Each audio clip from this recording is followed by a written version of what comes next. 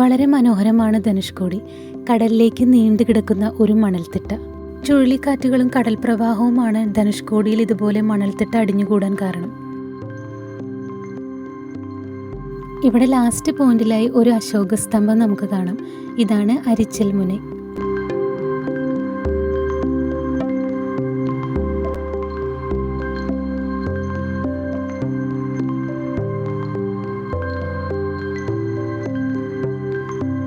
Google മാപ്പിൽ കാണുന്ന പോലെ ധനുഷ്കോടിയുടെ ലെഫ്റ്റ് സൈഡിൽ ബംഗാൾ ഉൾക്കടലും റൈറ്റ് സൈഡിൽ ഇന്ത്യൻ ഓഷ്യനുമാണ്.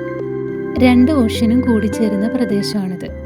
ഇവിടുന്ന് 30 കിലോമീറ്റർ അകലെയാണ് ശ്രീലങ്ക. ഇവിടുന്ന് എത്ര നേരം കടൽ നോക്കിയിരുന്നാലും മതിയാവില്ല കേട്ടോ, അത്രയ്ക്ക് ഭംഗിയാണ് കാണാൻ. ചെറിയ ചെറിയ കച്ചവടക്കാർ ഒരുപാടുണ്ട് ഇവിടെ. ഇനി നമുക്ക് ലൈറ്റ് ഹൗസിലെ കാഴ്ചകൾ കാണാം.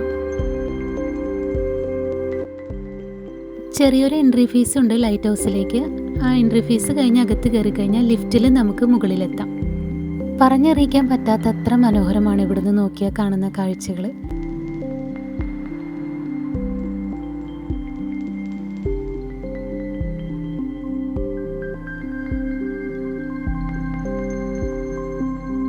നമുക്ക് മനോഹരമായി തോന്നുമെങ്കിലും ധനുഷ്കോടി ശരിക്കും ഒരു ഗോസ്റ്റ് സിറ്റി എന്നാണ് അറിയപ്പെടുന്നത്.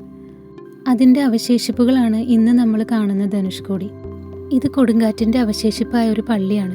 ടൂറിസ്റ്റ് പ്ലേസ് ആയിട്ടാണ് ഇപ്പോൾ ഇത് മാറ്റിയിരിക്കുന്നത്. ഇതിന് ചുറ്റും ഒരുപാട് കച്ചവടക്കാരെയും നമുക്ക് കാണാം. കക്കയും ശംഖും മുത്തുമാലയൊക്കെയാണ് പ്രധാനമായി കടകളിൽ അവർ വിൽക്കുന്നത്. ഫ്രഷ് മീൻ ഫ്രൈ ചെയ്ത് ഫുഡ് പ്രൊവൈഡ് ചെയ്യുന്ന കടകൾ ഇവിടെ ധാരാളമുണ്ട്. രാമേശ്വരം വീഡിയോസ് ഇവിടെ അവസാനിക്കുന്നില്ല.